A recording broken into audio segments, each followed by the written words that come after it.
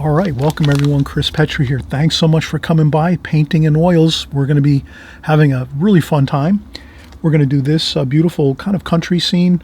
We're going to have like this beautiful red barn here. That's like the kind of the main focal point of the painting, that big red barn. And then we have a red house here on the side, and then there's some other structures here too. We have beautiful green grasses.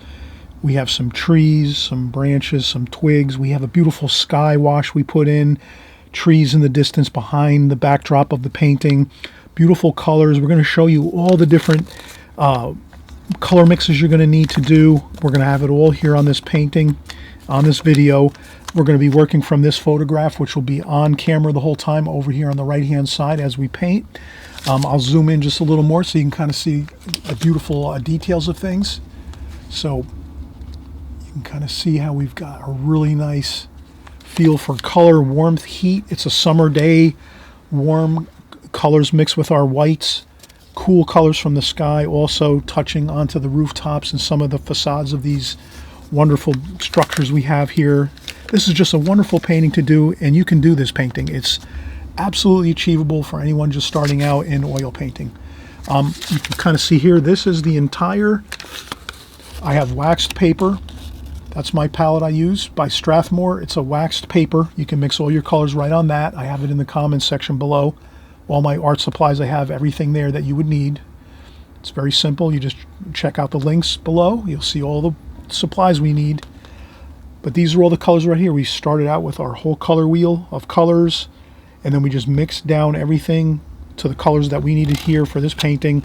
We kept all the same colors the whole way through, so we're not having any problems with kind of like colors that are disjointed from the color scheme that we're using. So you'll learn all these things in this painting and more on this video. And again, thanks so much. I hope you'll give me a thumbs up if you like the video, and please subscribe if you have a chance. Just click that button below so you don't miss anything and you don't lose track of me. I want you to stick here and paint oils with me. We're painting each week, week after week, month after month, and year after year. So please have fun, enjoy the process with me, and we're going to have a lot of great times here on my channel with oil painting. And if you're interested in watercolor painting as well, I have a watercolor painting channel, so you want to check that out too if you think you might want to work in watercolors along with oils. It's sometimes really a positive benefit to work in two different mediums like oils and watercolors. They just are like the best. If you can work both of those at the same time, it's going to help a lot with your skills in painting as an artist. But in any case, don't stress. Have fun, and we'll see you in a second with the rest of the video. Okay, welcome everyone. Chris Petri here. Thanks so much for stopping by here. We're going to do some beautiful oil paintings on this channel. So we're just kind of starting out here. We have a few other videos here on my channel that we've already created. I'm hoping you'll go back and peruse through my few videos that we do have already up and running on the channel. And you'll see stuff similar to this here. Some beautiful work with the color wheel just to get you familiar with the primary colors and secondaries and tertiary colors, just so you kind of see that you have lots of options with your colors by just mixing a few of the primaries. If you mix out, if you just put onto your palette red, yellow, and blue, you can make all these other colors from red, yellow, and blue. Basically, so all colors are derived from red, yellow, and blue basically. So if you put out red, yellow, blue, you can mix your beautiful greens from your yellow and your blue. You can create some wonderful violets from your red and your blue. You can take your red and yellow and make a wonderful orange, and then you can start mixing out from there and then getting some of your more grayish colors from your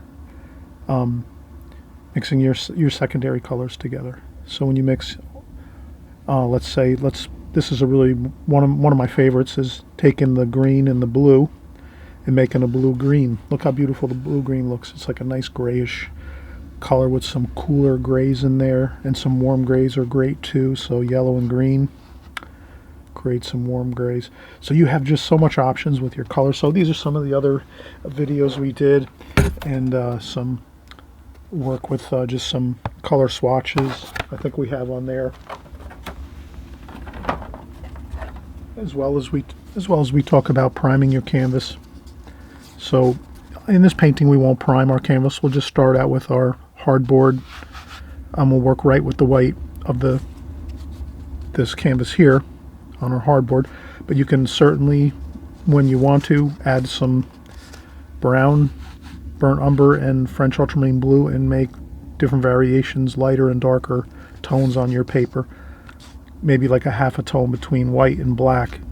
This would be your halfway point between white and black.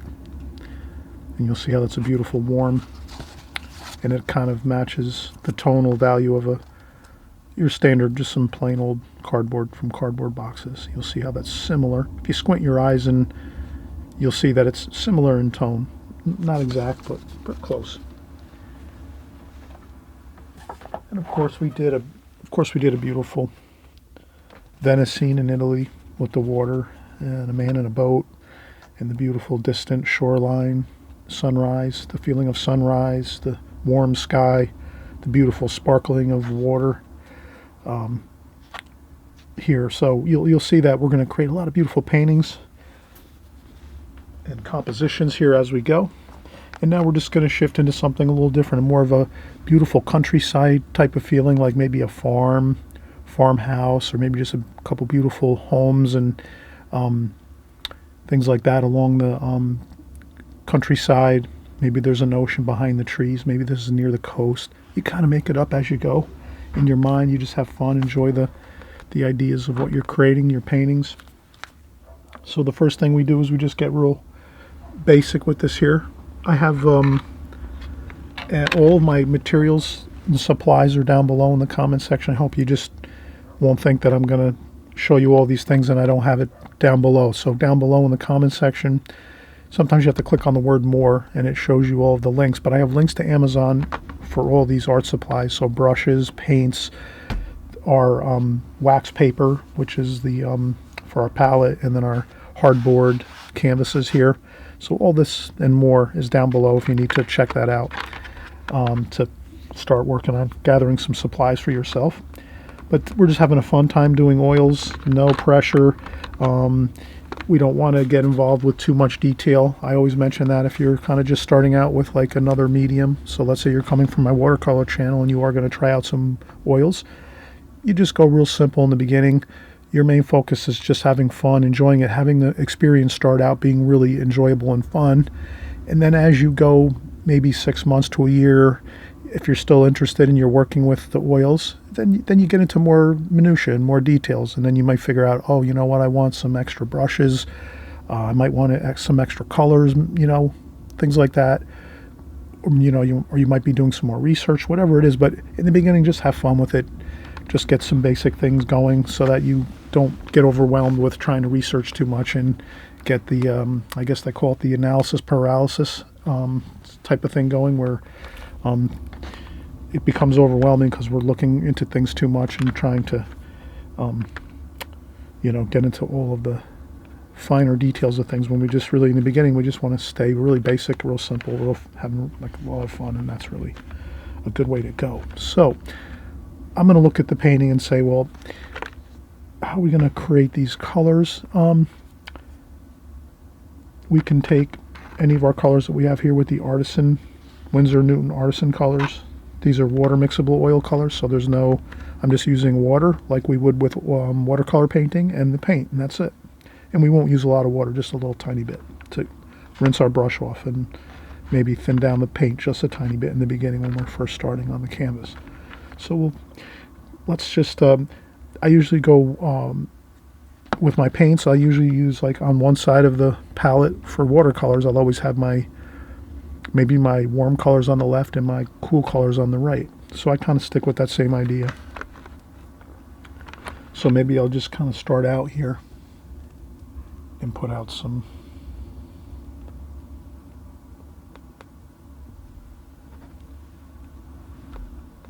cadmium red.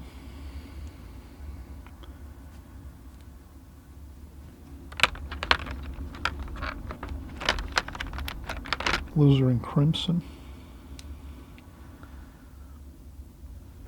Like that. And at any given time you can always come back and add more paint to your your wax paper palette here that we're using, and this is the Strathmore palette paper, which is like a wax paper, and it's really great when you're done painting.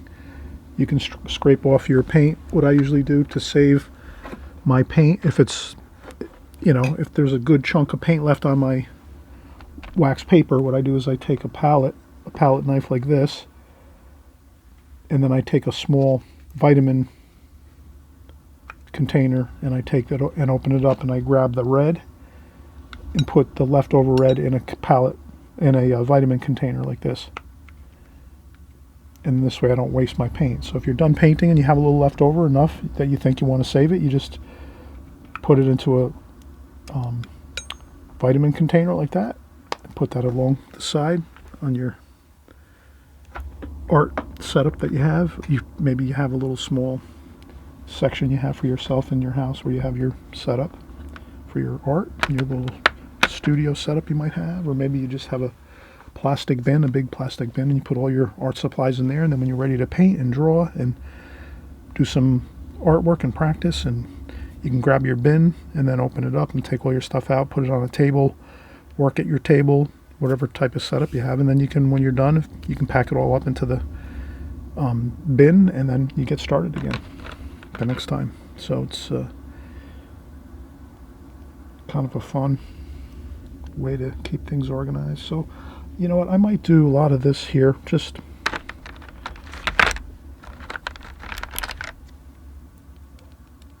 I'll probably put out most of these colors here. So I'll put out my warm colors first on the left. So we have like the lemon yellow, cadmium red, alizarin crimson. And then we'll go into the cooler colors. We might even, let's put in some yellow ochre too. Like that. So we're just gonna get plenty of colors out here on our palette. And then we start going into our cooler colors. And then I'll just put some cerulean blue.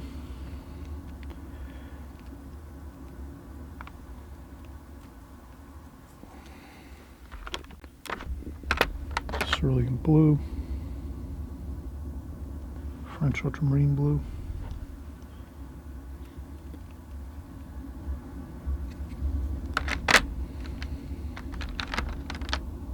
And some burnt umber. I use burnt umber a lot. Makes some great darks. I'll put that here. I should have really put it over here on the left, but that's okay. We'll put it there.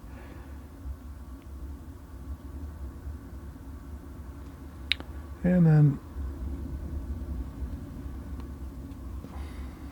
what else? We're going to use some white.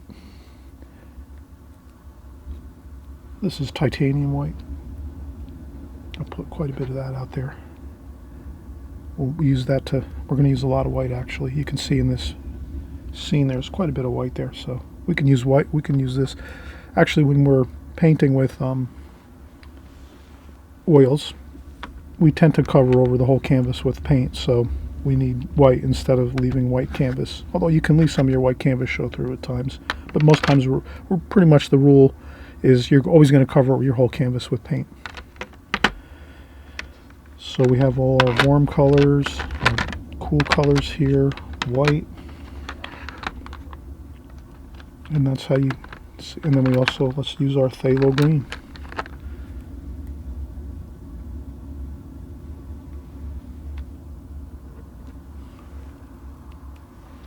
So, but again, you can kind of see, I keep my warm colors over here, and then we transition over into the cooler colors over here.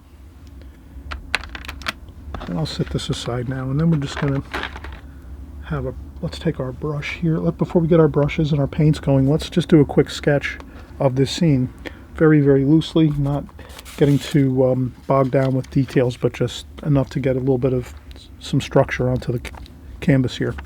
So the first thing I do, I notice that this rooftop here is pretty much, looks like we could use like a, something like this, like a post-it to get the roof angles, and that looks pretty close. You can kind of see like that. So let's do that. Let's get our roof angle, and we'll put the roof peak just above the top of the canvas. So the point of the roof, the peak, the ridge of the roof is going to be up above the top of our canvas, just so we have that kind of situated correctly according to this picture I printed off online. So I always go online, Google online. I search for all kinds of things like oil painting, country style oil paintings, this and that. I do word searches and I find different paintings and then I just print them out. So that's what I did here. Just got a picture. So I'll use this charcoal, black charcoal, General's charcoal. They're like sticks you can get. I think these are in the description, down below. You can find these too. So just to get my one main roof angle there, I think that really looks good, and that's going to be fine. And then we can just sort of, you could take a ruler at this point if you have a ruler, and you can just drop a straight line down this way. And if you're ever a little bit tentative about getting plumb lines or straight lines, you can always buy a T-square. I think I have my T-square somewhere over here. Here it is. So you can see this T-square here. You could take that and you could rest it on the top of your canvas, the square edge of your canvas, and then just hold it tight against that. And that gives you a perfect plumb line like this. So you do that. So already we have a gorgeous, beautiful start to this. You can see how that's really fantastic. That's the real powerful vertical, and then the 45-degree angle going up to the ridge of the roof. And the same thing, we got that angle correct by just using a simple bit of any kind of paper that has a right angle on it, like that. You could use anything really. And then once we have that, I think the next thing we can do is just sort of start to work down this way and say, all right, let's look at this roof here, just a little bit below this here. You could change things around a little bit. It doesn't have to be perfect, but I'm going to kind of do this, get this roof here, the ridge of this roof here, and then just make a little bit of a swale like that, and come over this way, and then this way. And then over here, we're going to have another roof. It's even lower. It's actually just about this rooftop here. This building, this part of the house, this might be a garage. Or this looks like part of the home over here on the left. You could see that this roof line is even with the bottom of the roof here. The top of the ridge of this roof is even with the bottom of this. Bottom of this roof, or the fascia board and eaves of the roof. So if we go here, we just kind of go over here a little bit, and that's the top of this roof there. And then you can go down another bit here. And again, these are approximates. Don't get too worried about everything being perfect. Just, we're going to use what we have here to sort of get the different angles and things and levels, lines that we need to kind of go around things. So we start up here, we work our way this way. We have a chimney up here. Let's put that in.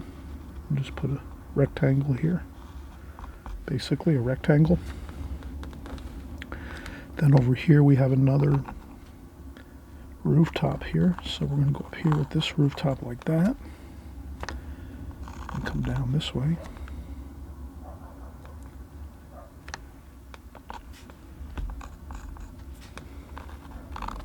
This.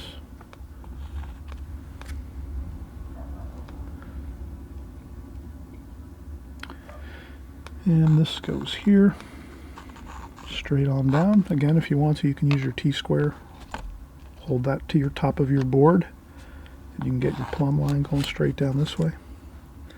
And then here, we'll take this roof here to get the wall underneath this roof. We're going to go in a little bit, so you can kind of see I'm going to move my wall in a little bit further in from the edge of the roof here. Like that. Same with over here.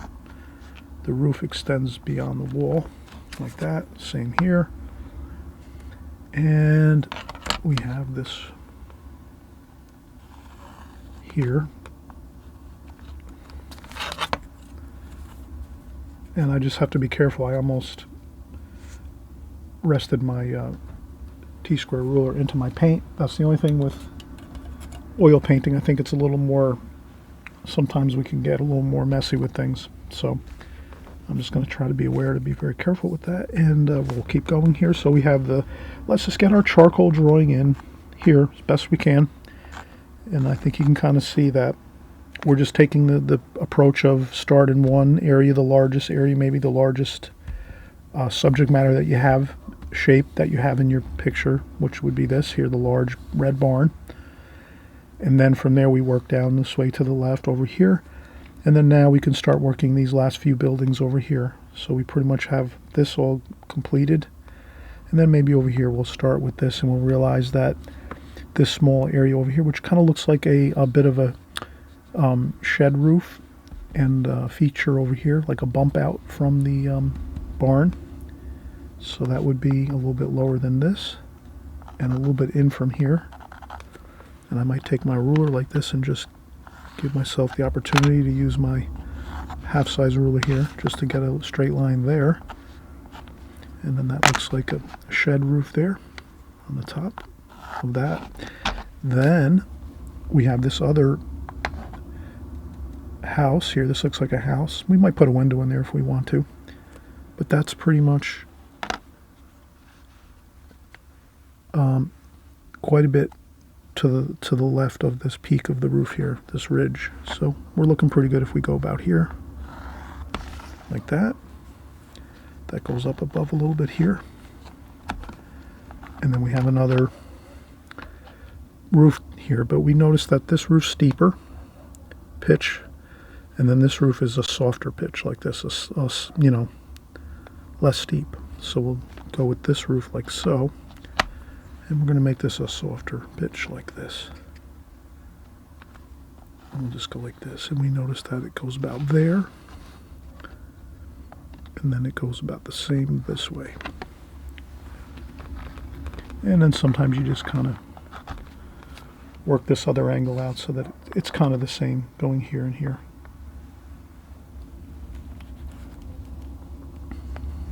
And another way you can kind of get that angle if you need to is if you take your paper like this.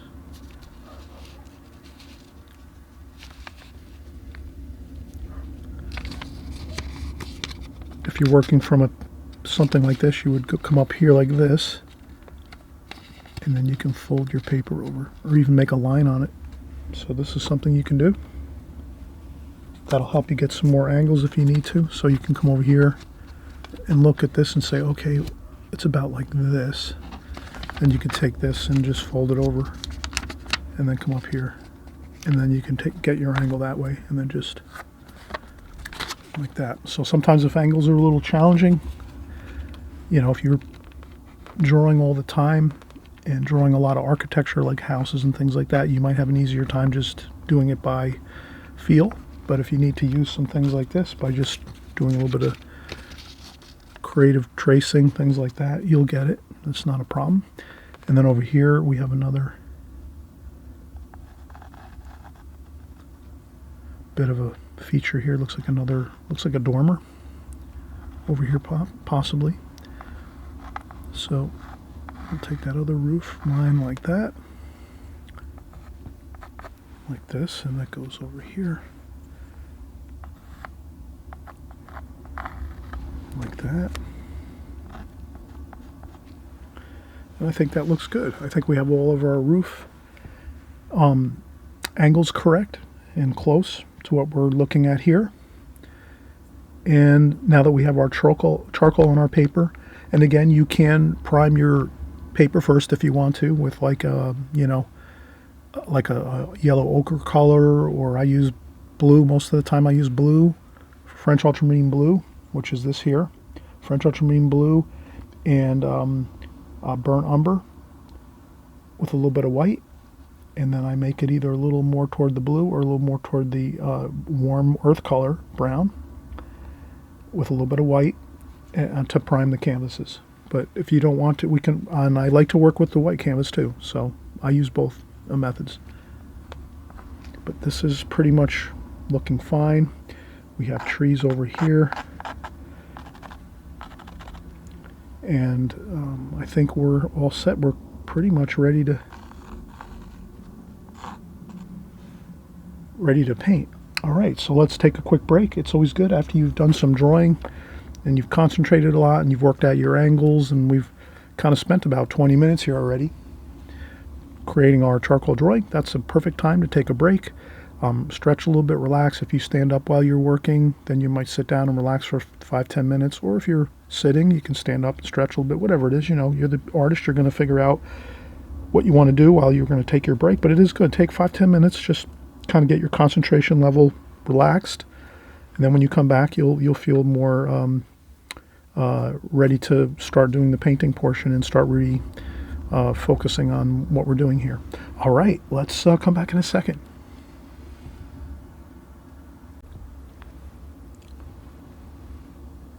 All right, so we're going to get started with our painting. I think the first place I'll start is the red barn here.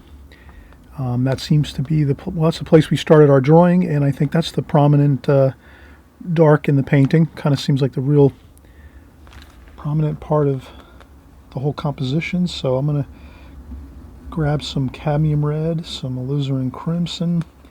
I have a little bit of water in my brush, just a damp brush. And then I'll just maybe get some paint on here. Maybe a little bit of blue, a little bit of purple. So I'll just start to mix in a little bit of brown, a little bit of blue for some purple in there. Maybe a little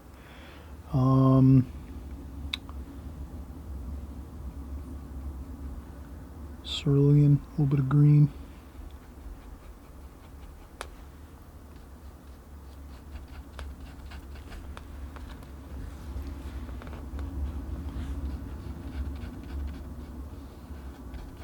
Maybe I'll make it a little bit darker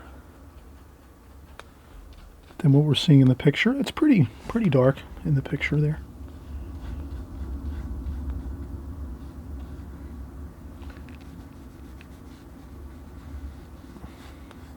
I'll paint around these roofs here, these white roofs. Try to get the dark red. And let's have fun with our oil paints. Let's not agonize over anything or worry about things too much. I'll pick up some more of that cadmium red. So really basically cadmium red and alizarin crimson, but we did add in a few little extra bits of color just to give ourselves a little bit of variation.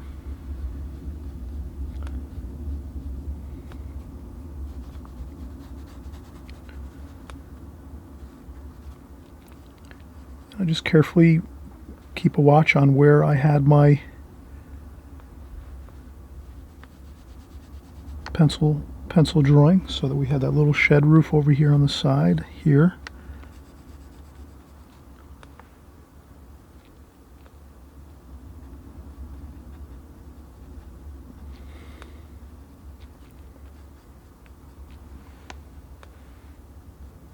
And you can see too, we're doing a thin layer on this wall. You know, this, as we're painting here, we're doing a thin layer for our first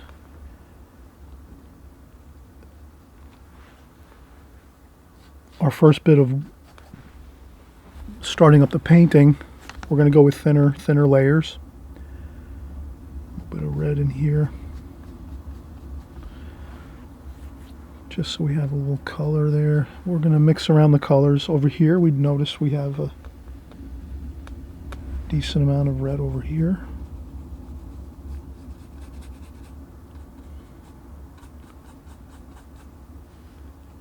And we'll go darker over here eventually. I'm looking at the picture here and I'm painting here on this printout. So if I go with red over here, I'm okay. We will go darker though. We'll make some shadows. And you can kind of see too, my brush is a filbert brush. And this is a hog hair brush, natural hairs.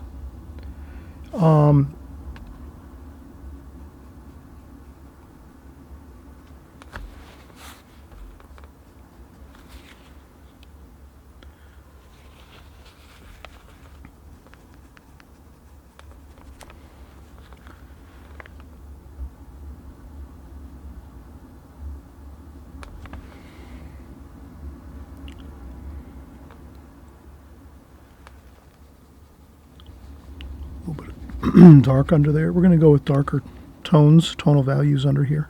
But I'll just put a little bit of red there to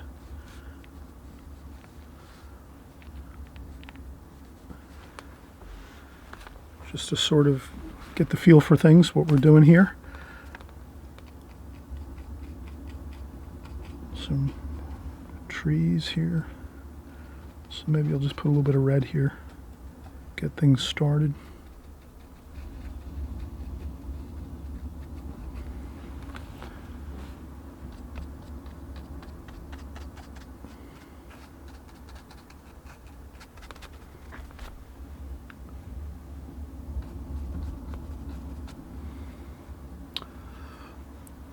Okay, that looks good. Let's take a break now.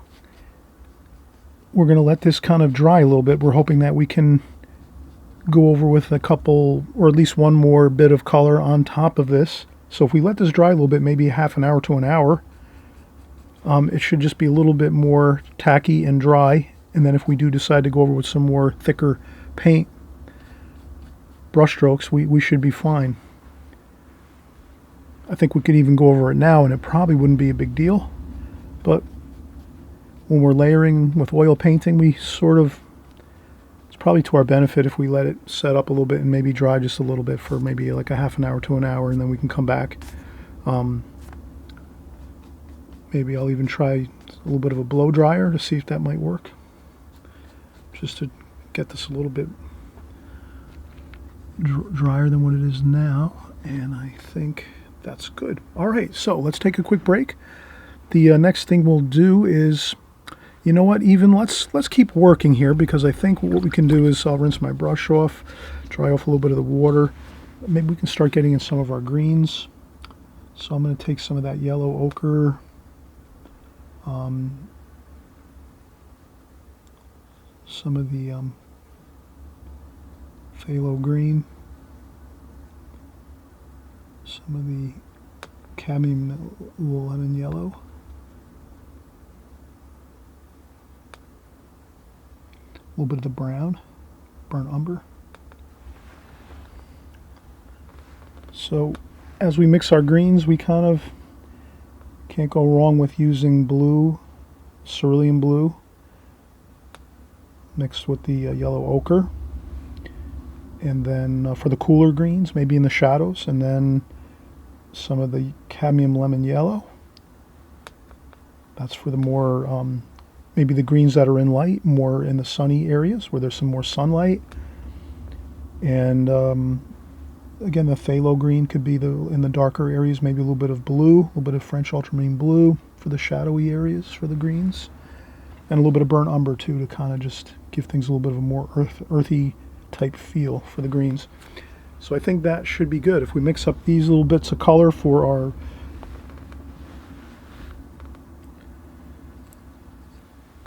and this is again more thin. This is a thin kind of paint here. We're not going too thick at this point.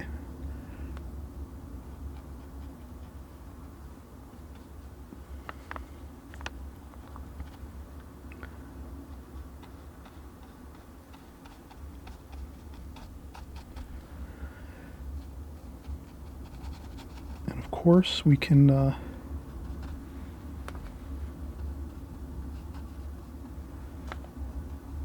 once we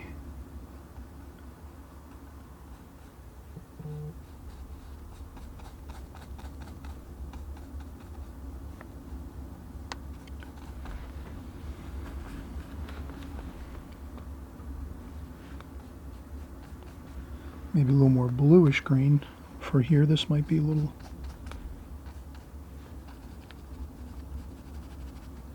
cooler over here.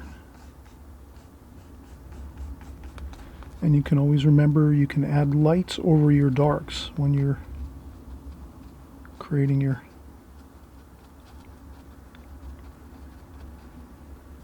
trees or anything really. In oil paint you have the more of the idea of darks going in first, and then your lights, you'll finish up with your lights. So I'll just do some bits over here.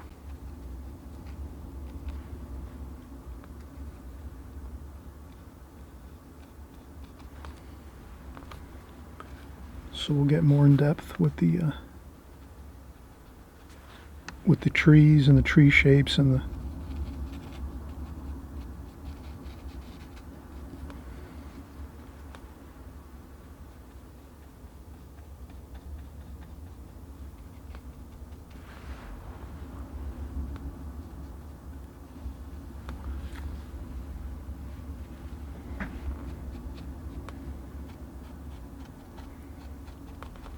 and I kind of just do my brushwork kind of upwards, just to keep my mind thinking that the tree shapes are kind of going upwards toward the light. They're growing upwards like this.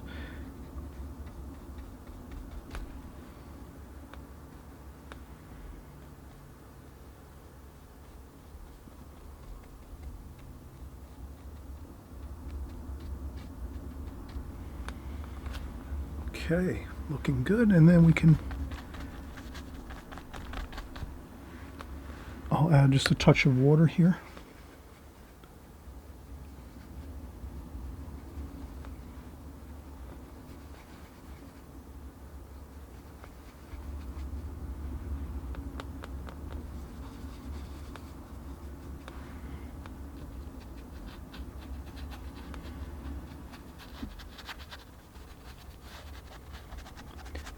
And I'm thinking this might be a little bit more. We'll just block in some of this color here.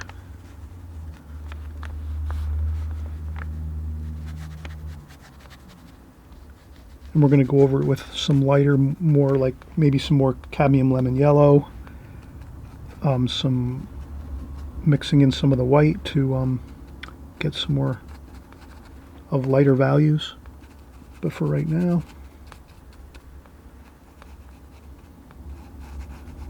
this looks pretty good.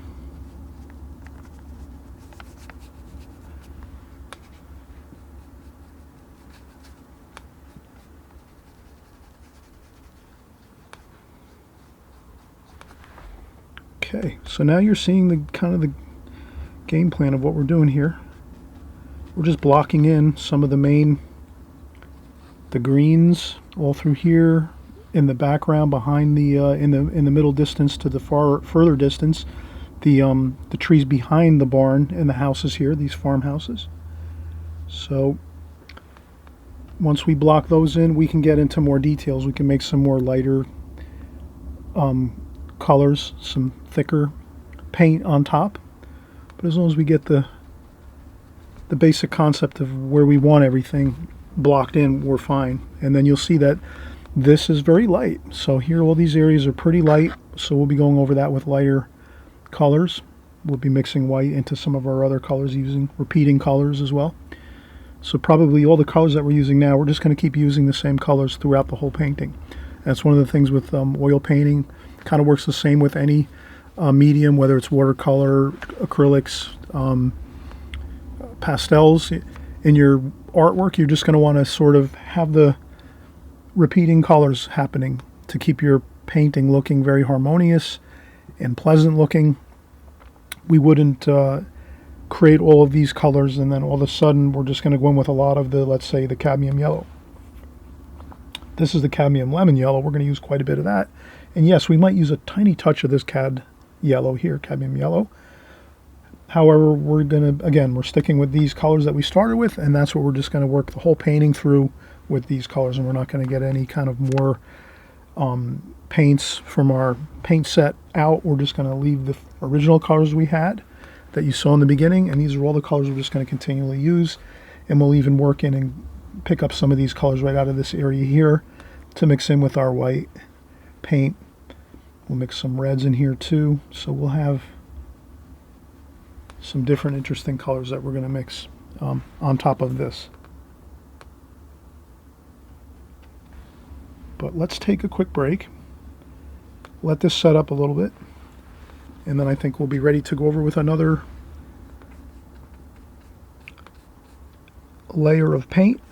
That'll be our thicker paint. Maybe we'll use our palette knife a little bit. We'll see if we can work our palette knife into this composition. It's always good to get a little bit of a practice in with our palette knife. These palette knives are wonderful. You can get some really good, beautiful, very sharp edges here and there, especially for this architecture. We're going to maybe want to add a couple really nice sharp lines to some of these softer lines that we have in the painting. So we'll remember to use our palette knife a little bit here and there. We'll see how that works going forward, but I think right now I think everything seems to be blending nicely and coming together the way we want it to. And again, we're having fun with these oils. Oil painting is fun. We're not looking to stress over anything or worry about if it's a painting that we're going to put in a gallery or that it's going to sell for, you know, thousands and thousands of dollars. We're not kind of worried about that. We're just worried about, let's have fun with this, enjoy it, enjoy the whole process of getting the drawing in and then getting our colors out and then mixing the paints and just using the process of just carefully looking at our reference photo that we have here and just working from that reference photo and try to keep refining the painting as we go so that it winds up looking very close and we have accomplished our tonal values, our darks and our lights, as well as our colors that we're looking to have in this painting. And then as well, some of the finer details toward the end. We're going to want to make sure we have a bit of some weeds and grasses and things like that, a couple of branches and some twigs and maybe a small tree and maybe a little more, some more details too to these trees in the background. And we'll put in a bit of blue sky too very, very soon. All right, so we'll be right back. Again, I'm just going to take a quick break, see if this can set up for a little while, and we'll be right back. All right, so we just came back from a break. I took about an hour break, and I noticed that there's some really nice tackiness and drying to the paint now. So that thin layer that we just put on, you just noticed we created those really thin bits of oil painting glazing for our first bit of color going across our painting here, blocking in colors, our reds and our greens for our trees and bushes and grasses and things like that, and our barn. And we have a lot of whites here. You can see we're working from this photograph right here, and there's nothing better than working from a photograph. Or if you're out in real life and you're painting a scene like this, it would be no different. You're just going to be constantly looking back and forth at your painting and to your scene that you're painting. Or it might be your TV. Maybe you have something on your TV you want to paint from, or your iPhone or your iPad, whatever it is. You'll figure it out as you go, but you just keep referencing that and putting onto your canvas what you're seeing in front of you here. And we just notice with oils, we're going to put the darks in first and block those darks in first, and then we'll work our lighter paint over the top of those darks. And again, we work the same way. Well, with oils, just you can always remember the rule of thumb is you're going thinner first. You're putting on thin layers of paint first, and then as you're working toward the finishing of your painting, you're going on with thicker paint. So we'll kind of show you how you can also use a little bit of your palette knife here, as well as brushes. And we're going to also introduce a few other brushes, maybe a round brush. I'm using hog hair brushes. Incidentally, all my oil art supplies are below in the comment section of this video, in case you want to start browsing around. Those are a few links. You can start out with Amazon. I buy all my art supplies on Amazon, or 90% of my art supplies. They have everything I ever need usually. So I use Amazon, and it gets delivered, you know, within a couple days. It's at my house, and I'm happy as a lark. And also too, I want to say, hey, please subscribe. If you're not subscribed, I don't want you to lose me. Usually when you subscribe, all it does is it just lets YouTube know that they're going to send you my next video. When I make another video in a week from now or a couple days from now, they'll send you that video, and you won't have to worry about coming back out into the YouTube world and trying to find me. Maybe you forgot my name or whatever it is. So don't worry about it. If you just click subscribe on the right-hand side below, and you click the all notifications, there's usually a bell. There's usually bells that show up when you click subscribe. There's like 3 bells. You click the top bell. That top bell means that you'll receive all the notifications each time we're creating a new tutorial here on YouTube. So I'm really excited. Glad you're here. I'm really happy that you're joining along with me. We're doing oil painting. Again, I'm predominantly a watercolor artist, but I have been painting for a few years now in oils, and I'm planning on doing a lot more videos here on YouTube going forward. So you're going to see continual content coming onto YouTube from me on this channel for oil painting, and then also too, if you happen to be an oil painter and you want to learn about watercolors, well, certainly you can just look at my other channels on YouTube. You just type in Chris Petri watercolors, and you'll find me over there too. There's other channels I have with watercolor. All right, so let's get started here with our next bit of paint application as we go. So what I'll do is, I think I'm going to start working some of the lighter color now. So what I'll do is right away I'm going to notice that I need more white paint. So don't be afraid to squeeze out your paint. This is titanium white, and again, I'm using Winsor Newton Artisan water mixable oil colors. Now what's great about this is you don't need paint thinner and flammable type solvents. This is a very safe way to paint oils. You just need a little bit of water. Pretty much it's like working in watercolors in a sense, where you just need your water to rinse your brush, and you use a little bit of water when you're mixing your first application of your first coats of paint as you're going, your oil paint. And then as you're going on into the painting, you're going to use less water probably. You're just going to be using mostly straight paint. But I just want to mention that because that's an important part of my channel, and what I'm doing here is I don't want toxic fumes in my studio, and I don't think you want them in your studio either. So, inflammable paint thinners and things like this, let's stay away from that. Let's use water mixable oil paints, and this is Winsor Newton. I swear by Winsor Newton. I don't get paid anything from Winsor Newton. I'm just saying again, I've been painting watercolors for like 20 years, and I've been using Winsor Newton for a long time, and their paints are great. And they're excellent too. For these oils, I think these are phenomenal. And again, they're water mixable, so you don't need any solvents at all, paint thinners or anything like that.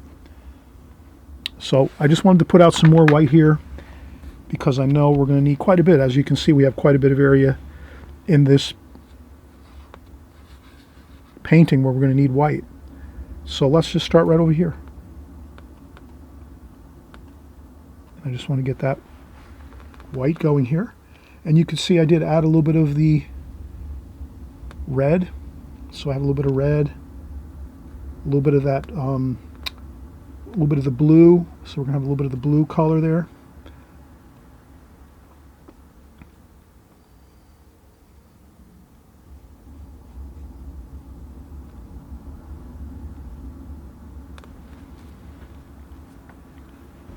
And I think a little bit of cerulean for the sky color. So if you can just make your white paint that you're going to create right now, and then you might even take a round brush like this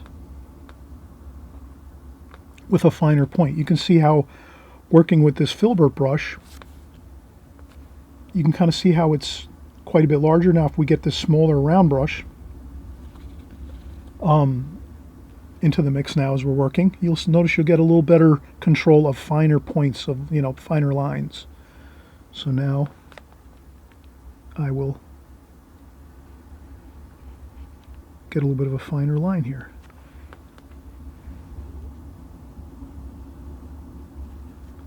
And then as you work, use your thicker paint so that you're not going to see the underpainting too much. We want to avoid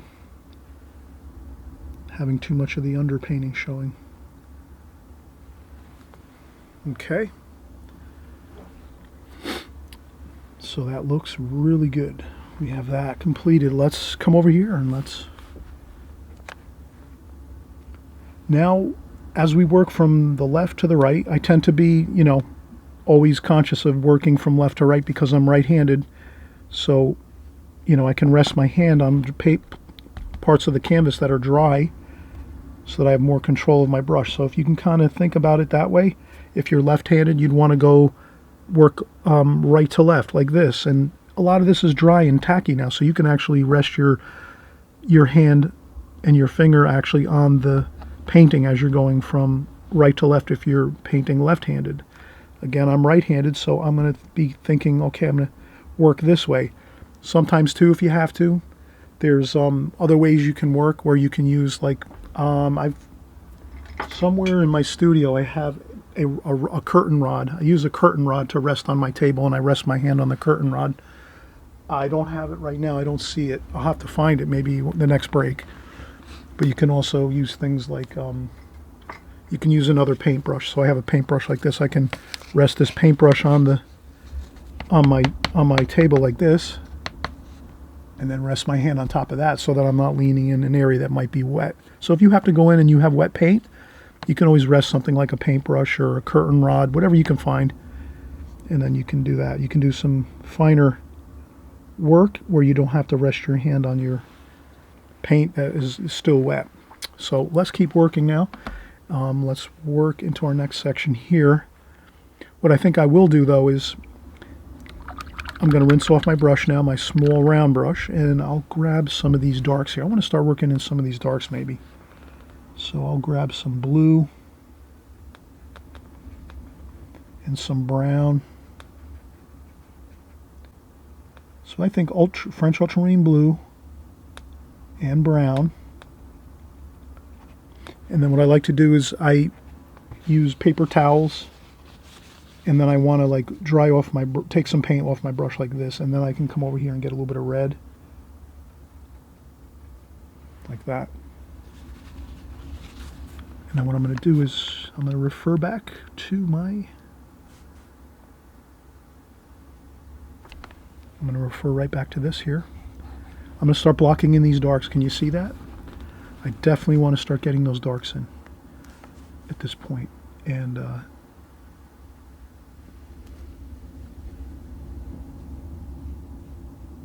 this is really fun when you really start getting into the darks and lights of things. Like, you're going to see a lot of really strong tonal value changes, like really bright whites over here and then really dark darks. That's sort of like our focal area, really. This is sort of like, or a very, very high impact area where we're really going to, our eye's going to go right over here right away when we look into the painting, and then from here maybe we're going to have our, you know, our eyes will kind of start to meander over this way into the painting. And they'll probably keep coming back to over here. That's the more focal area that I think is has the most darks and lights, which seem to be the more of an area that your eye is going to really go to right away. It looks really good. It's kind of like a spotlight. So if you're thinking of like theater or concerts, things like that, spotlight, that's where you're going to be looking mostly if you're out in the arena or in the concert hall and you see the spotlight, you're going to look there because it's very bright, and whoever's in the spotlight is going to be very noticeable, and it'll look more interesting with that really bright light. The colors of the clothing or the instruments they're playing or whatever. So kind of like the same concept. All right, so we got our darks in there. We blocked those darks in right there. And we're going to also pick up some cerulean blue over here. Blend that in there. And then we're going to want to get some of that cerulean blue over here. And then if you go too dark, no problem. You just rinse off your brush, dry off a little bit of the water.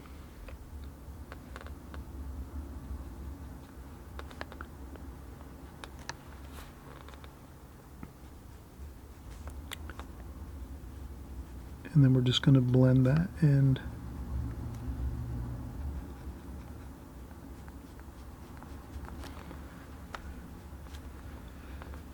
And that makes a nice bluish gray that will be interesting to look at there. Okay. Then we're going to have a window over here too. Maybe that green. So that's going to be some green, some blue. I'm going to try to see a little bit of red even too, I see. So this might be a window here.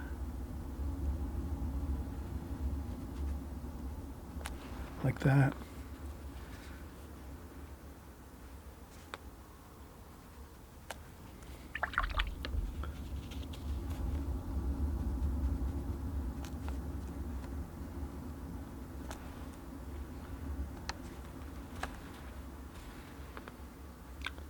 And maybe another little dark over there.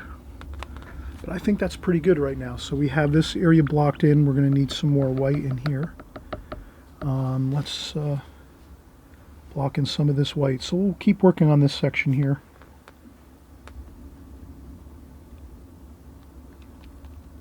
We'll take a break soon. It's always good to take a break once in a while just to refresh and relax for a few, and then so we'll take some of that.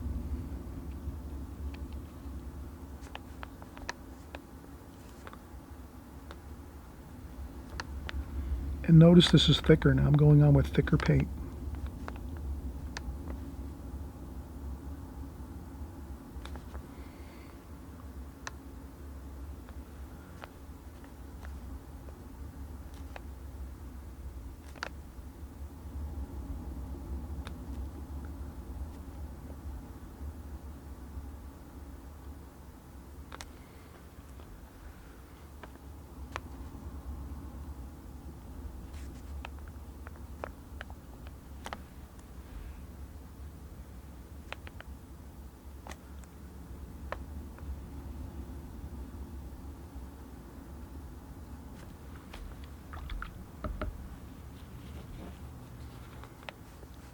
Okay, then we blend in a little bit here.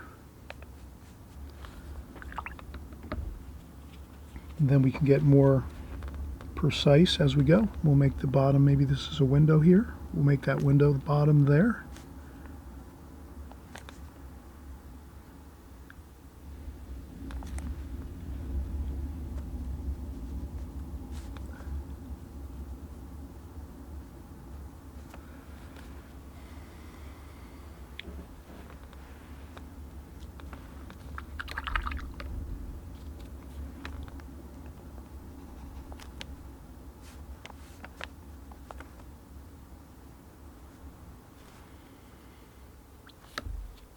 And this is darker darks. So I want to blend that in there. That's sort of a shadow going across there. Like that.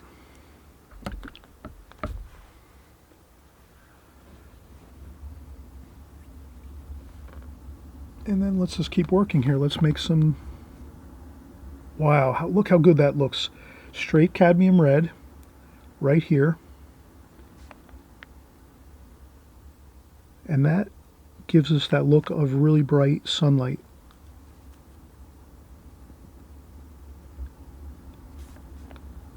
Right there. You can pick up a little more straight cadmium red.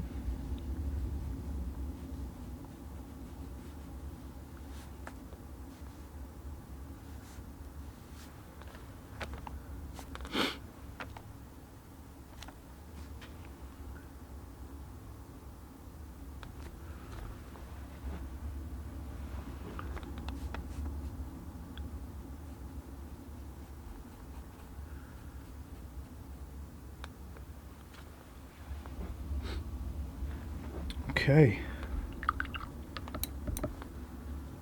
And we can even go with some of that darker. Good there.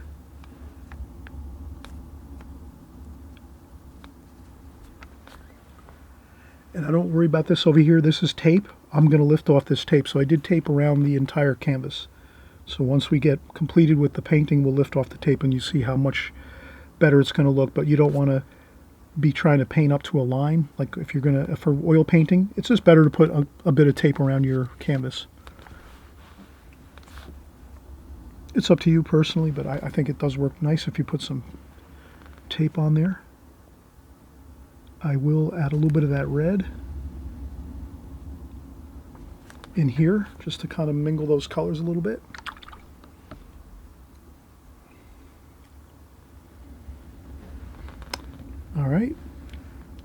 Now let's come over here, this section here,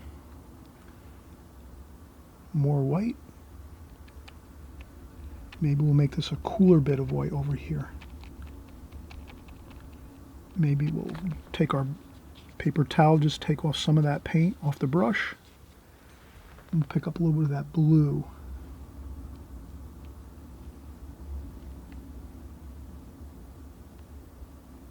And then we'll mix in a little bit of blue with this over here. Maybe this is kind of a cooler blue over here. Cooler white, I should say, with a little bit of that blue in there. And again, now I'm going with thick paint.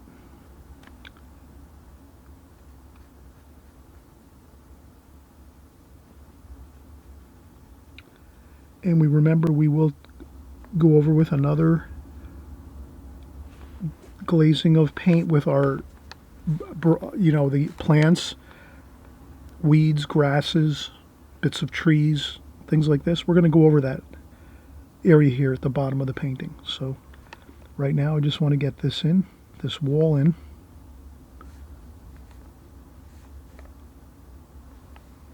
Like that.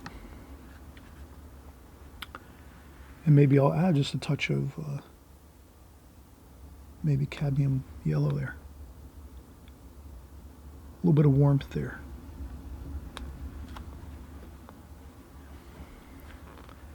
And then a touch more of the warmth up on top, on the roof area. So I'll take a little bit of that cadmium orange.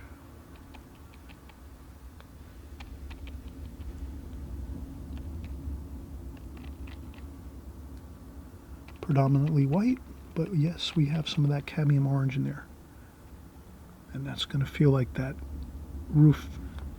It's probably a metal roof that we have up here. It's looking a little more warmer because the sun is directly shining upon it. And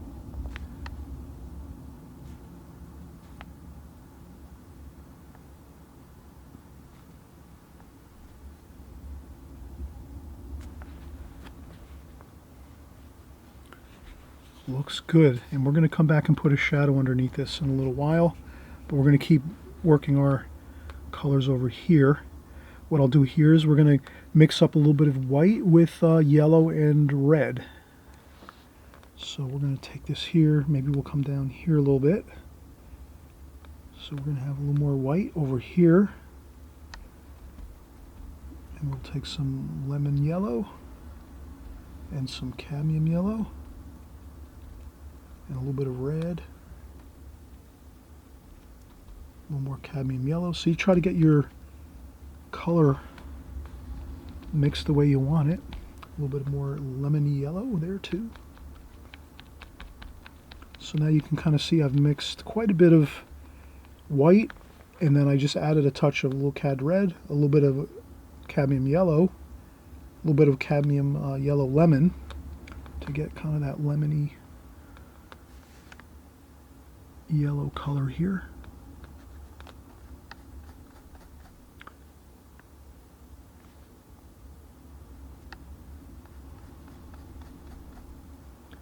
And always remember, with oils you have an opportunity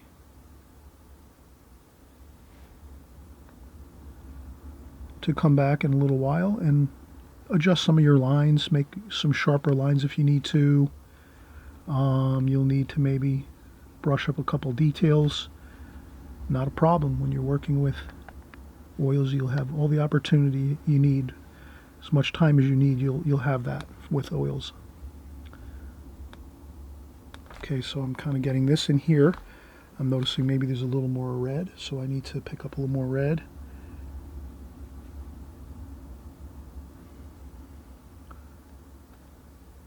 Like that. Maybe even a little more red here, with a little bit of brown mixed in there, a little bit of brown. Just to gray down that red a little bit, and like that. And then there's going to be some darker color under there for that roof, but we'll come back to that. And then there's no reason why we can't rinse off our brush, take our brush and then take a paper towel and take off some of that paint. Then I'll start with a new paper towel in just a second. So I'm just gonna, I take paper towels and I just have them in my hand, keep them in my hand so we can take paint off the brush. And I just noticed that there's a little bit of a darker red under there. A little bit of brown.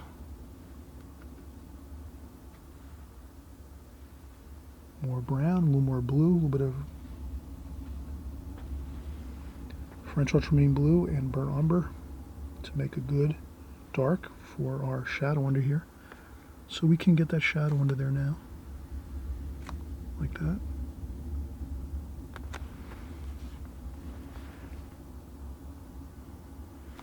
Like that. You can even go darker yet.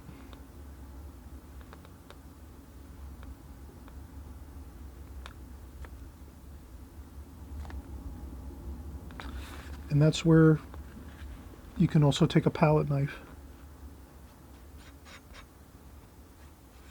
like this.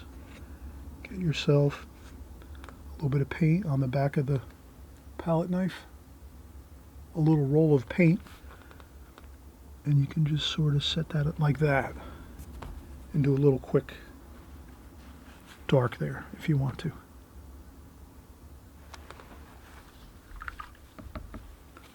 Maybe add a little bit of red to it, like that.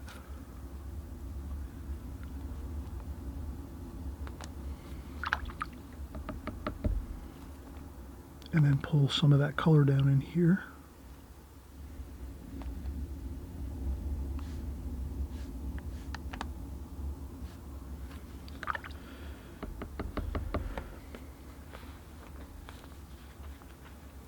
Okay, so we're mixing a lot of interesting colors here, but let's not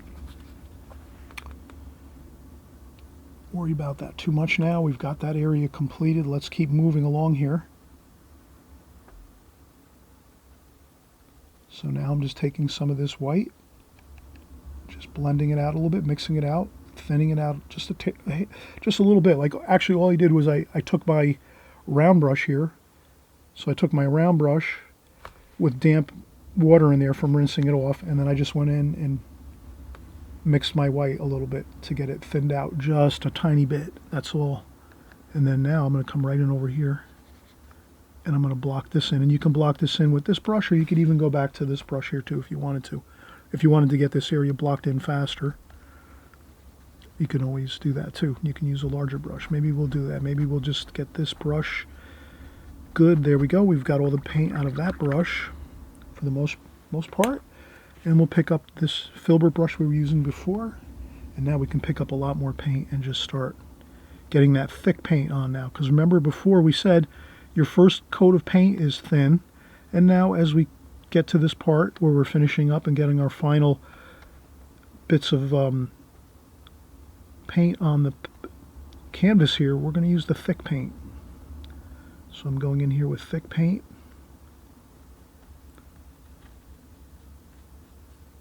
And again, you can work right down into the green a little bit because we're going to go over that green again. That green first blocking in of all these greens was just to give us the general area of where all of our greens were going to be. The greens and the yellows, the golds, a little bit of the browns, and some blue mixed in there too, some cools.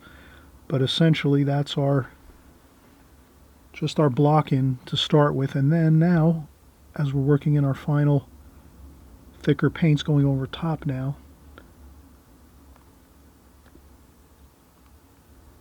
we don't have to worry about that. We'll be going over that again. Okay, and then here we can simply grab some of these colors that we were using before.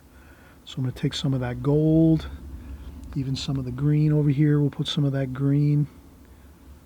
Take some of these greens here. We're going to mix some green into this wall on the side of this portion of the house. So we're just going to be repeating the colors, a little bit of the reds here too. So we just want to make that white paint on the side of this house here interesting with different colors that we've used before to kind of just make it harmonize with the whole painting. So we'll add a little bit of gold up there. A little more red over here. And I think that's looking good. And we'll continue. Now what we'll do is we'll go, let's take a break. Let's take a quick break now. I'm hoping you'll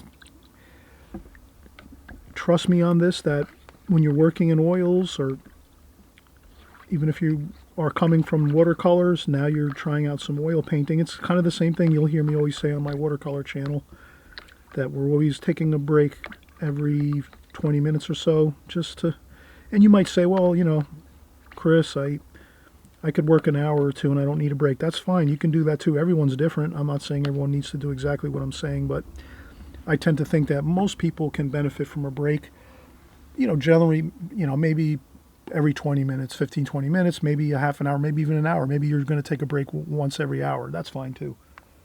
So you're the artist. You're going to kind of figure out what your limit as to how much you're going to work before you start to feel a little more fatigued and you're not thinking maybe as critically and as accurately as you might if you were more fresh and after you've taken a little bit of a rest. Okay, so it's up to you. Let's come back. We're having a great fun time here. Look at this. We blocked in most of our thick over painting now. We're doing our second coverage of our oil paint, our paint coat over the top of our first thinner paint coats that we put on earlier in this painting. So now you're kind of seeing how everything is getting a little better, coming together a little more. Well, since I'm here looking at this, I want to have a little more. That's very blue and cool over here. That's fine. But I'm just going to add a little warmth to that over here.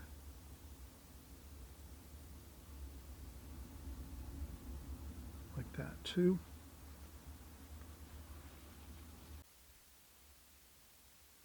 Okay, so we're moving along here. Let's keep going here. Let's get this rooftop up here. So again, I'm using that white. We used a lot of white. We took titanium white and we just squeezed out a whole bunch. And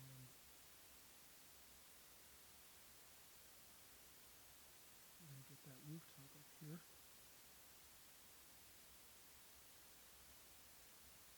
Painted in.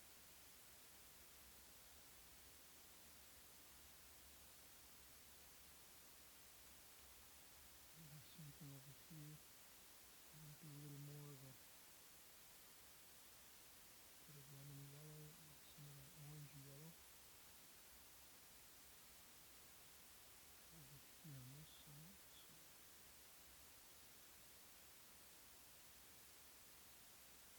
let's try to get some of the cadmium yellow lemon and the red and some of the, just a little bit of the cadmium red with the white. Just to warm that up a little bit, that white.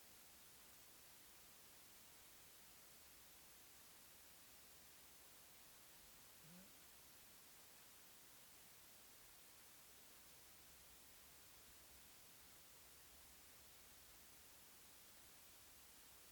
And a little bit of shadow over there. Taking some green in there. Some gold, some golden green. That. Some more white. I'm just looking up here and trying to see what we have there. Rinse off my brush a little bit. I have either a tissue or a paper towel. Usually at all times I'll have tissue or paper towel in my hand, wipe off some of the paint and water. And this is a little bit of hellebore too, like that. Darker darks there, like that. So get a little bit of that darker shadowy kind of color there.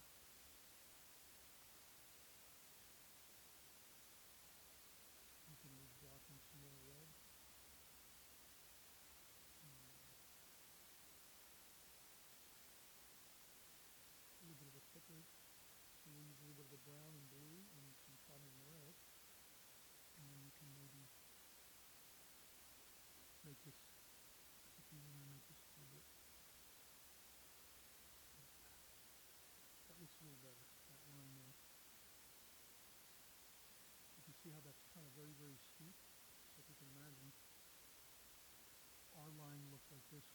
is over here like this. We've kind of turned it back this way again, so we kind of slimmed that line down.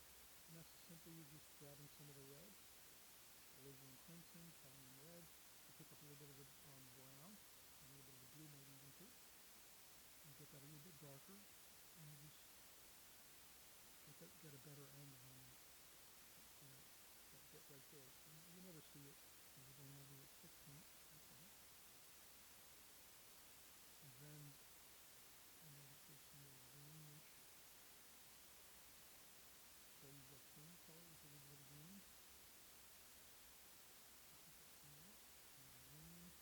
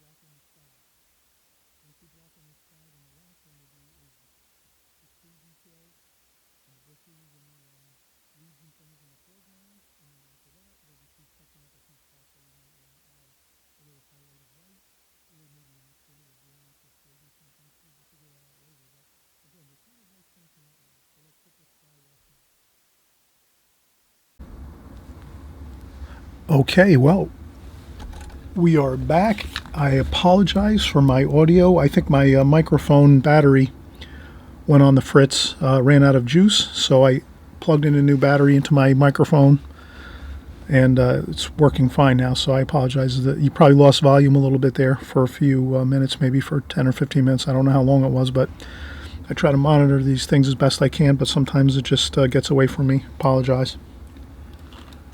So we're going to continue. We're going to kind of start finishing up here and wrapping up this painting. And feel free to take a little more time and care and caution and relax and have more fun. And I'm just going to try to, wind up things now, because I realize, we could go on for another couple hours if we wanted to really go super slow and kind of, kind of discuss and go over all the nuances of what we're doing here. But basically, I think you have the idea by now of how we kind of created this painting. We started off with those thinner coats of paint, and we let them get a little dry as we were going, taking breaks. And now we're toward the end. We're actually putting in the final glazings of our paint. We said we have pretty much everything blocked in except for the sky, so let's get the sky color. So we'll take a lot of white up here, and then we'll start working in some, I think cerulean blue would be good. How does that color look for you on camera? You can kind of see that's a nice light blue, like this. So I'm just going to keep mixing that blue, and I think I'll put a touch of phthalo green in there. That might look good. I think that'll look really nice. A little bit of phthalo green.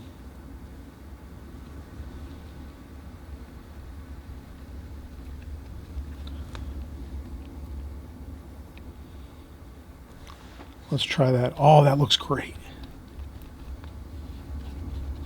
So now you'll just see, I'm going to put the thick coats of paint right onto the sky wash here. And what we'll do is we'll get the first just large wash blocked in here, or large coating of our paint to start with. Then we can always add in a little bit of nuances of colors if we want to. But that's what we're doing here. We're just getting in that.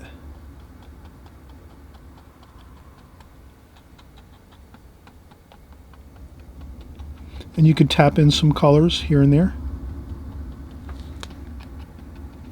like so.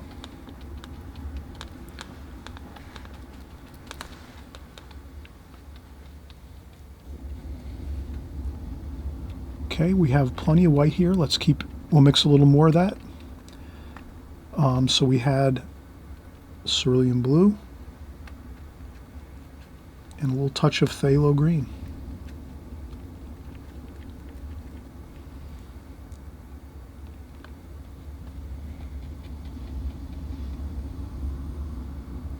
And I hope you're going to have fun with this as you kind of wind down your painting too, as we're working together. I'm hoping you paint together with me as we go.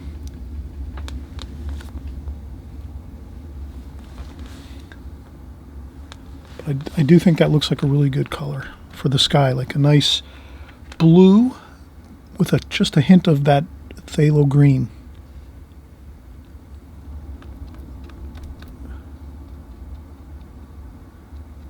Reminds me of a pair of sneakers I used to have when I was very young. A pair of Converse sneakers that were that like sky blue, powder blue kind of color. That's always a beautiful color, the blue, the powder blue kind of look.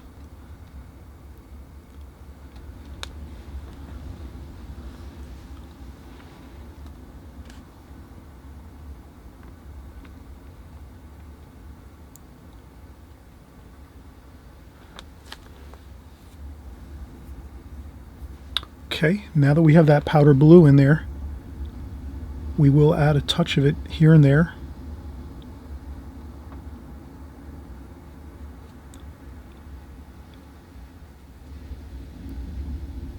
In our washes here below.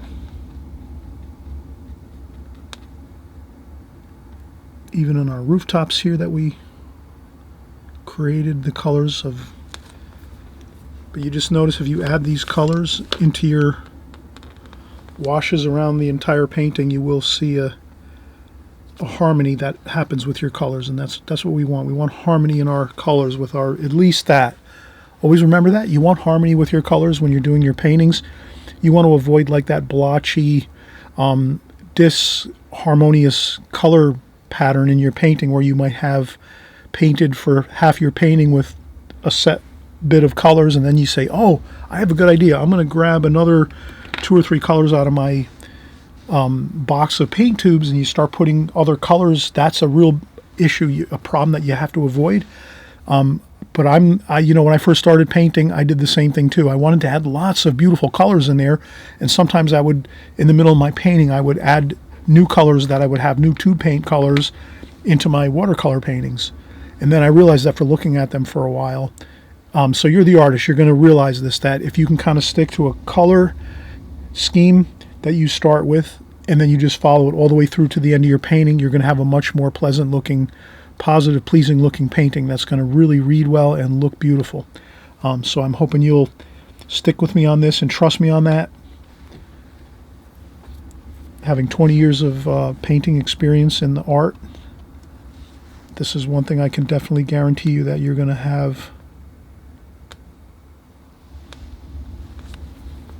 a much better time at your watercolor or your oil painting or your watercolors or your acrylics, whatever you're painting in. You're going to have much better success if you're harmonizing your colors and staying with a color scheme that you start with and following it all the way through to the end of your painting.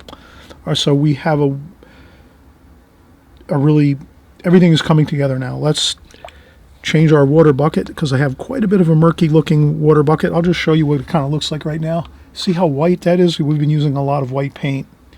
So with mixing all that white paint and everything, and I'll be very careful, I shouldn't be doing this over the top of the painting. But in any case, you kind of see how that is. That's very murky, all that paint. Let's get some new water in our water bucket. I'm going to have to run across the studio quick.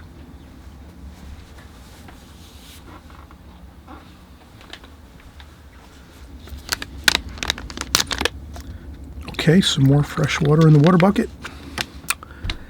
And incidentally, again, all my art supplies I have down in the bottom in the description of this video. You might have to click on the word more to see what I have down there, because sometimes you don't always see all the links, but all the links are to Amazon. All of my art supplies that I have for oil painting, Amazon has them, and they get delivered quickly. You don't have to drive and waste gas driving your car and polluting causing pollution. And like that's the main thing is, conservation is a great thing. So when I order things, they come right to my house in a couple of days from Amazon. No worries. But I do like driving too. I have a nice sports utility vehicle I like to drive around in. So now, since you see we have all these colors out on our palette here, our wax paper, palette paper by that's Strathmore, and that's below too in the description box. The Strathmore palette paper, it's like a wax paper. So we have all our colors you can see here. Let's just leave this the way it is. We have still room to work with some more colors if we need to, but I think we're pretty much almost there. Let's start mixing up a little more of the brighter looking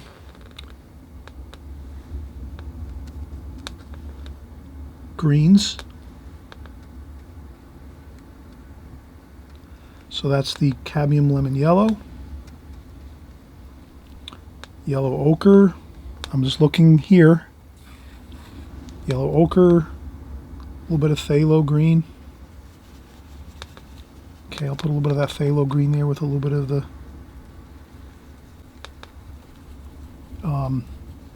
cerulean blue. A little bit of the white in there too. Kind of tone that down a little bit. Okay, so I think that's looking good. Maybe a little bit of the yellow in there would look good to give us that like olivey green. A little bit of brown. So you have to kind of mix your colors and get them just right. So that to me needs a little more burnt umber and a little more yellow ochre to give us that olivey green, and I think we have it there. Olive green looks really good. Golden colors here. We might need a little more cadmium yellow lemon. Like that. Plenty of cadmium yellow we have there. It's kind of like an orangey yellow toward the warmer side, toward the red. And then now what we'll do is we'll just try to get ourselves. So I'm just going to take this filbert brush, load it up with colors, and then just sort of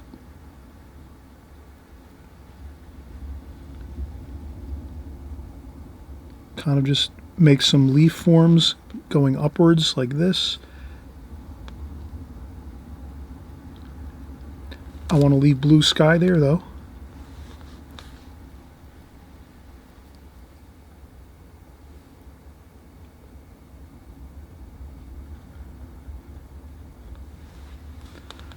Okay.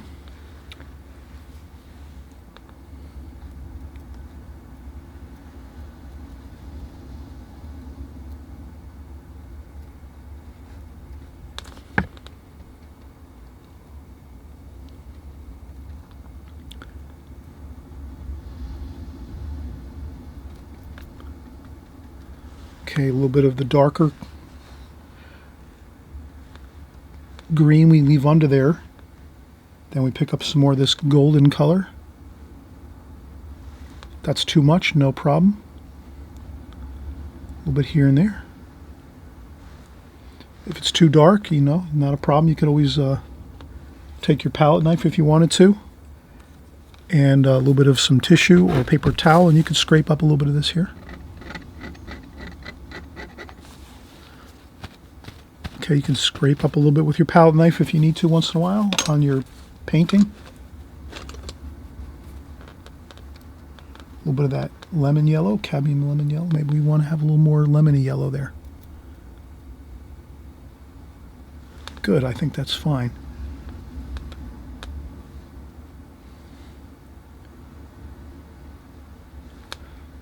Some of that lemony yellow just at the tops, maybe where the light is catching up top. And it's your painting. You create the way you want things to look.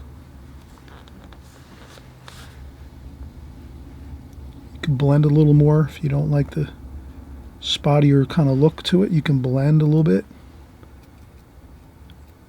like this.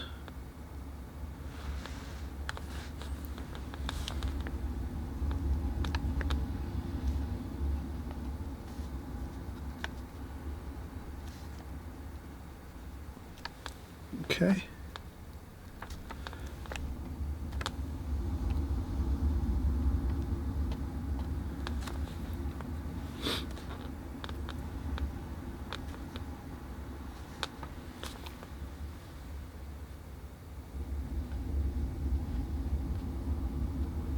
Okay, a couple little quick upstrokes just to give you that feeling of things are springing up toward the light. There we go. Okay, so we are in good shape here. Let's start getting some more colors down here below. I'm just going to do some, we call this scumbling in oil painting. You're just going to do some twisting and turning of your brush here and there. Just twisting your brush around in different angles. Get some more greens in there. Get some more green paint, dark greens, golds. Again, it's your happy painting. You're going to put as much variations in your greens and things. But again, we're sticking with our color scheme here. We're not going to go straying off from what we've done so far. Okay, I'll put a little bit of this here. I'm going to have maybe some branches over here. So, and some small. All right, so that's fine. I'm going to say that we're in good shape with our greenery, with our bushes, trees, weeds. Now what we can do is we can take our finer brush. Here we have our finer, smaller brush. And we're going to go with some brown and blue. Now if I've run out of brown, my burnt umber,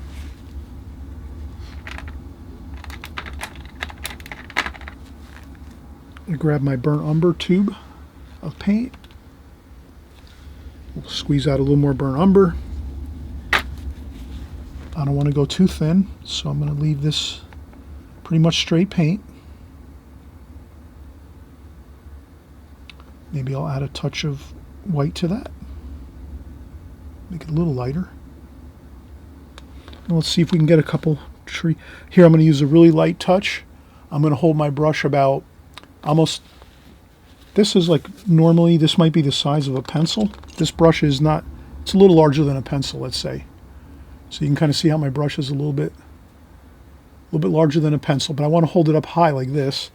And this is how you get a loose kind of feel for your branches. So you just take your brush and touch it down on your paper and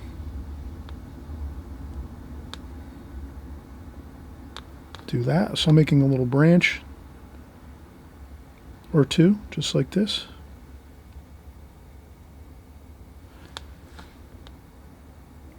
Maybe I need to add a little bit of water to that. Let's see if I thin it down, what happens. If I can get a little more of a thinner line. Doesn't seem to.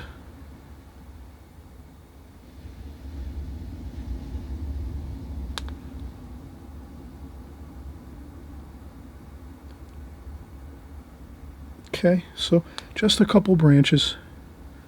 Doesn't have to be much, and what we'll do is we'll actually add some couple more here. Now what we'll do is we'll add just a little more, as we call it, the scumbling, where we're just going to take our brush and kind of get some paint on there, some thicker paint. So I'll take some of this with some white.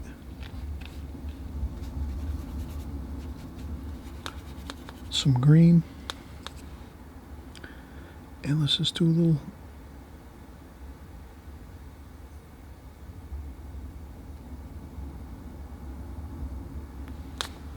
Okay, that's it. Fine. Now, one more thing we can do. We could take a thicker paint, and we'll use our square brush here. So we're going to take brown and blue, mix that brown and blue together with a little bit of cadmium red.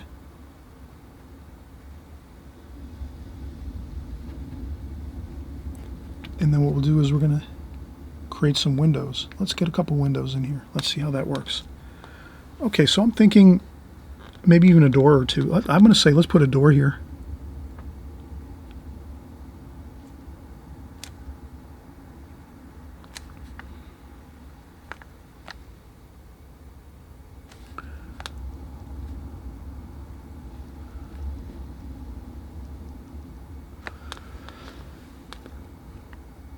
That looks good. Yeah, I think that's what that needed. That's a doorway going in there. And maybe let's do a window over here. Let's do maybe a little blue in that. So we tone it down a touch. Maybe a touch of white, blue and white. Maybe that sky color. Let's see how that looks. We'll put a little gray in there. Maybe we'll do a window over here.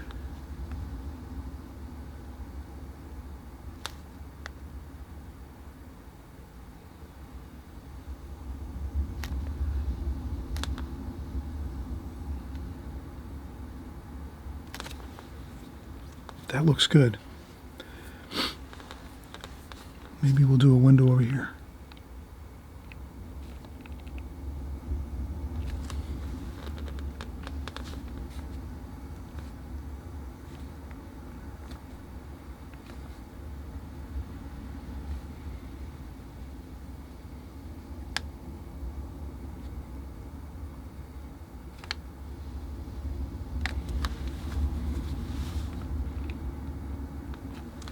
And then we'll pick up some of these greens.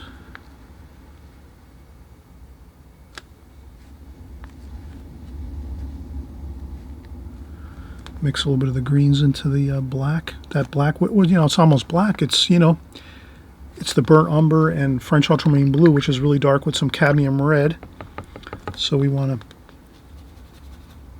pick up some of the sky color.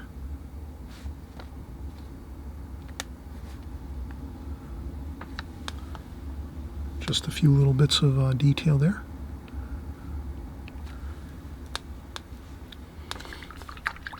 So we have a couple windows. We'll put those in.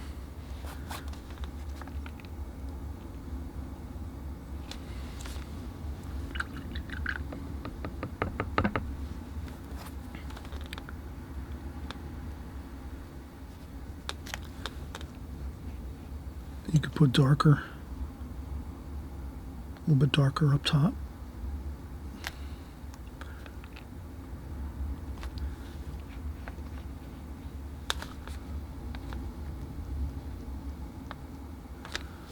Okay, so you have darker there. Then let's do a few more details and we're finished. I'm going to say that we need a little bit of a highlight. So I'm going to use yellow ochre, cadmium lemon yellow,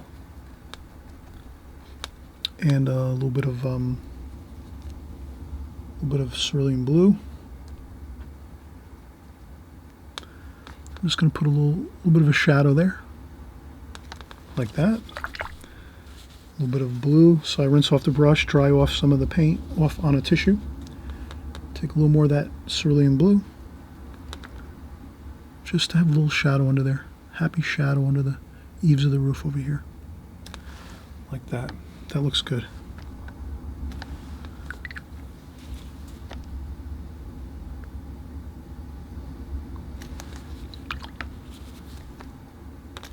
Like that.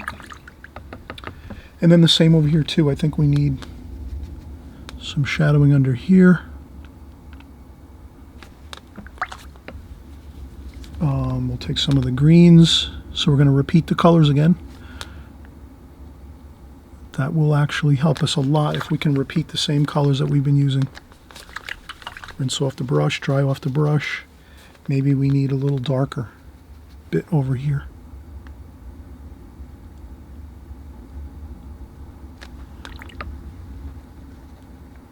Like that.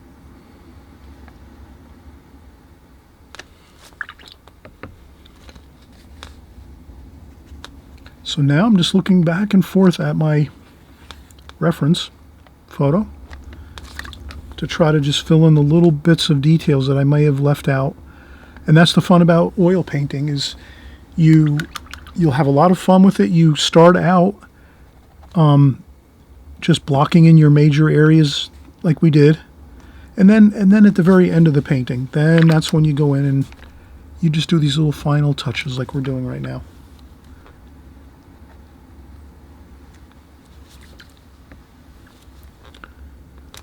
So you see I added some shadows under this eave of this roof. I added shadows under this eave of this roof here.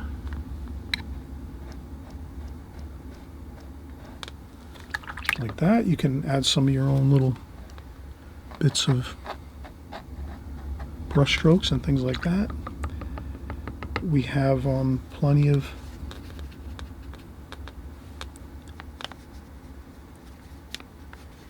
could add some more, just a touch of detail if you wanted to, down here at the very, very bottom. Just a couple little indications of some things. You could do some scrapes with your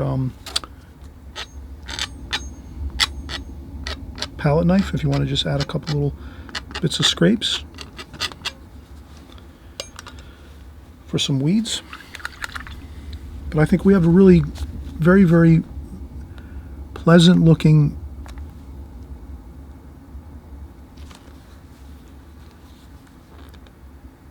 oil painting right now of a beautiful country scene, a barn. We have a barn, some houses, maybe it's a farm. I'm thinking it's a farm with a barn and a couple sheds and a house. Let's do a little more touch to the to the chimney over here too. I wanted to add just a little bit of highlight to that.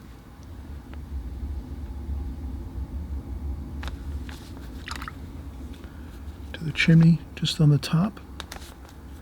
Then we'll add some of that green to the sides so we can kind of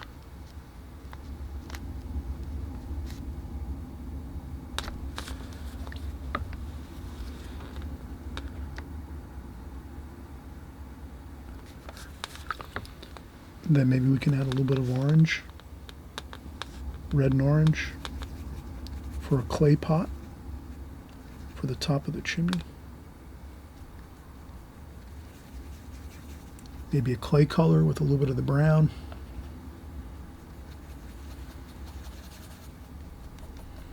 Too much gray there. Let's see if we can get a clay kind of color. A little more red. A little more yellow. More yellow. Yellow-orange. Cadmium orange, actually. And I'll rinse off my brush. Sometimes it doesn't always work that great, but no problem. Let's pick up some white. If I run out of white again, just as we finish up here with a few highlights, squeeze out a little bit of white up top there. I'll pick up a little bit of that white. I think that'll give us that clay color, I think. So this is where I might use my paintbrush here and rest my hand on top so I don't lean into the paint. And I'll roll my brush around and try to get a good point on there as much as I can. And we'll just put a little clay top to our chimney like that. Okay, and maybe one more bit of detail to that. Maybe a little bit of this here.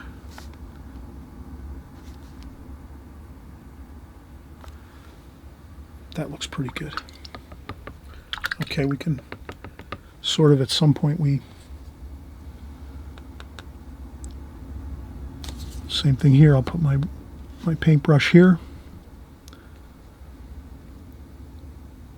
And I'll just maybe give a little bit of a highlight on top of that, like so.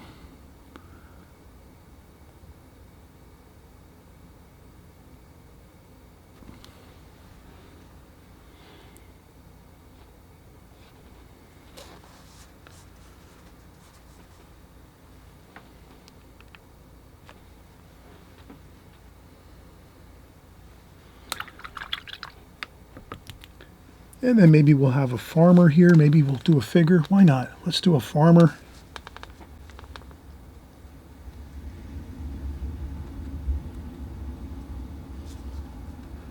Maybe we'll have on a red shirt, a little bit of blue in the red shirt. Maybe a little bluish purple shirt. Maybe he's over here.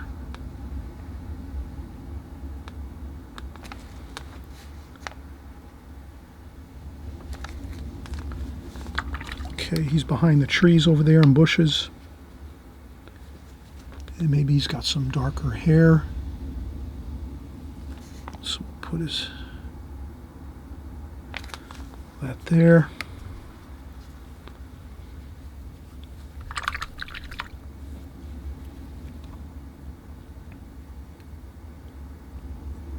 We'll put a little bit of highlights on the figure here. So we're doing a figure.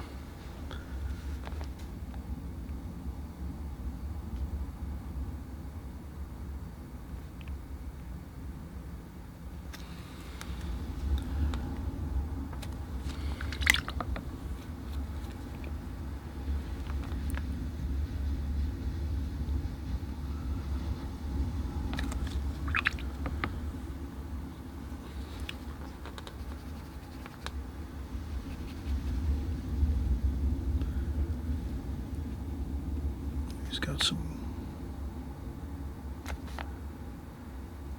Okay, so we'll just put some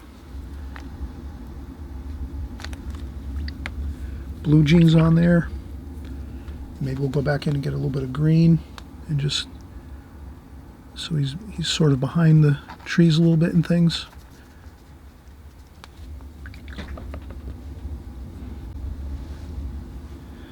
And then as we finish up here, again, he's carrying something here, so we're going to have a little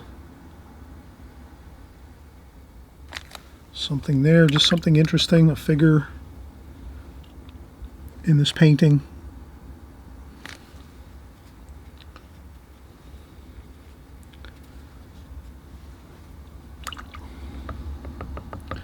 That's always exciting to have a figure in our paintings.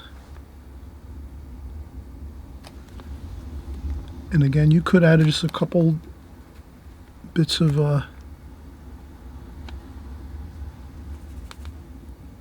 color, a little bit of like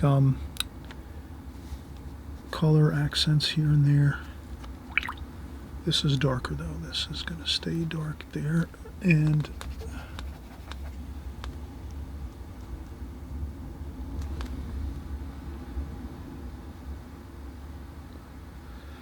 okay, that's it. Let's not fuss around too much. That's usually when we have problems. So if we just kind of stick to this, maybe we could, yes, we could add maybe one more detail or two, but I would say I'm going to do maybe one more detail. I might do a maybe a vent, a roof vent up here. Let's see if I could do a roof vent up here, just up here. Just some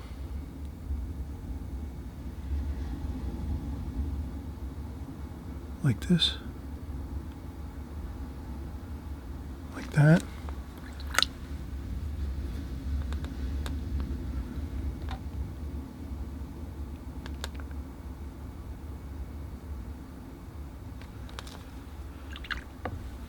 And then I'll blend it out a little bit with a little bit of damp brush. And I can even blot a little bit with a tissue. Or even just with my finger, kind of blend it just to give it a little,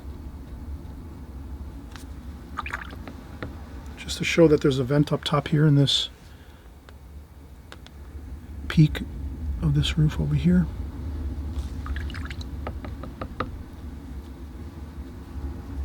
And that's it. Okay, so thanks so much for joining along with me. This was, you know, a painting we took our time with. We didn't, basically, we made sure we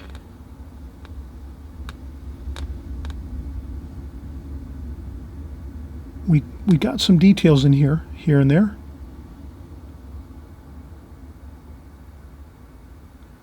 But we didn't go too much overboard with too many details.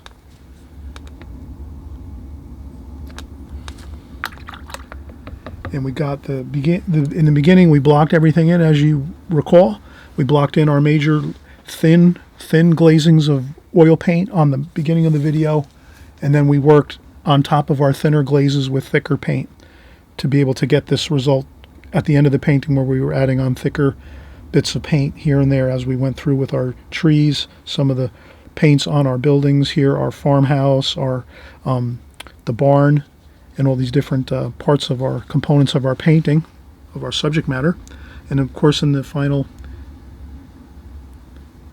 bit of our painting here, we added in a figure that looks just fantastic. It really brings a beautiful extra dynamic to the painting, having a figure in and about our farm scene here, farmhouse scene here, and barns.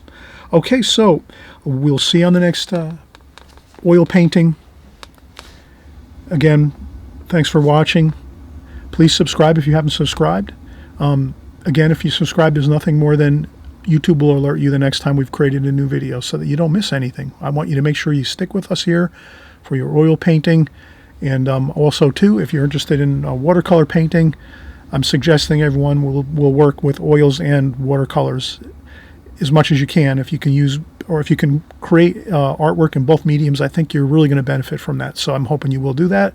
But in any case, if you're here for just oil painting, great. If you also would like to learn a little bit about watercolor painting, of course, you can come over to my other channel. You just type in Chris Petri watercolor in the YouTube search, and you'll find me there too. Okay, we'll see you on the next video. Bye-bye.